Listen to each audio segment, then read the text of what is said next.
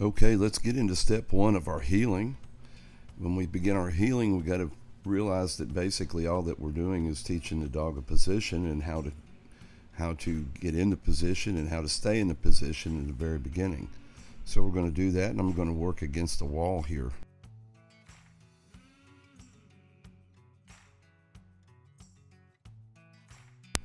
The wall will act as a natural brake and prevent the dog from wanting to move forward, which is helpful in the training, and this will help prevent a forage in the future. So I like to work out against the wall when we start the training, and all we're basically doing here is we're going to work on getting the dog into the correct position, which would be with the shoulder at the knee, and we'd like to have the dog to come in and sit and in the proper position and hold that position.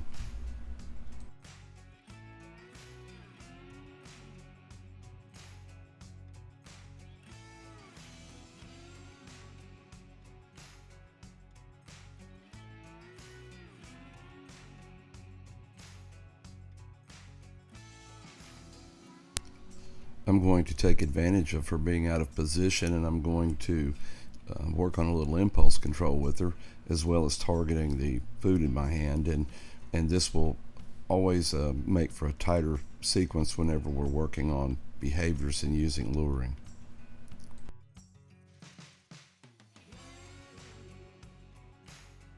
It should be noted that I will reset the dog before I'll give a reinforcer for something that's not correct. We want to be real careful to only reinforce what we want exactly in position that we want.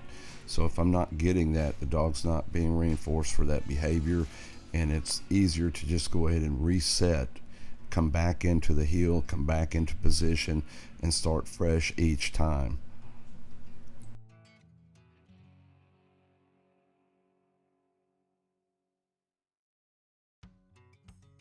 Whenever I have the puppy's head in the correct spot and her body is aligned and in the correct position, that's when I'll begin to ramp up the rate of reinforcement, which is to say that I'll give more food in that position, and I want to create muscle memory for a particular position, and the best way to do that is through the rate of reinforcement that we're using. I'm going to be using a fairly heavy rate of reinforcement until we start to nail down the exact position we want. Then I'll begin to ease up on reinforcement until we can completely fade it away.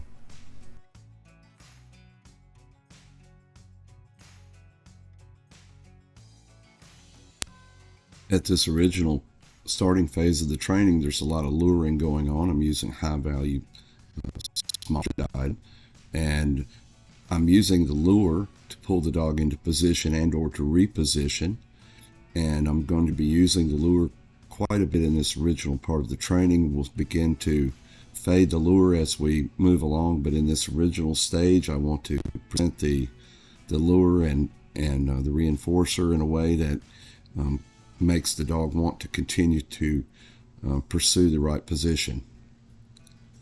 So if the puppy is out of position, I will use the lure and I will actually force and push her into the position that I want before reinforcing that behavior by giving the food.